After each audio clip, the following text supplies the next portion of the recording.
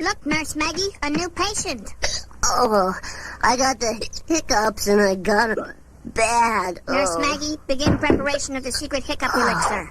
Milk, ice cream, maple syrup, cream of broccoli, hot sauce. No way, man.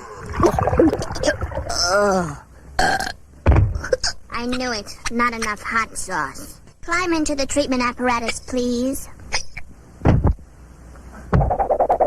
Confidentially, Nurse Maggie, this treatment has occasional side effects. But the side effects are somewhat entertaining, are they not, Nurse Maggie? I'm stumped, Nurse Maggie. This is the worst case of hiccups we've ever treated.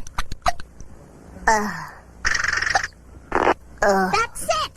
A combination of our previous techniques followed by the scare treatment. It can't miss.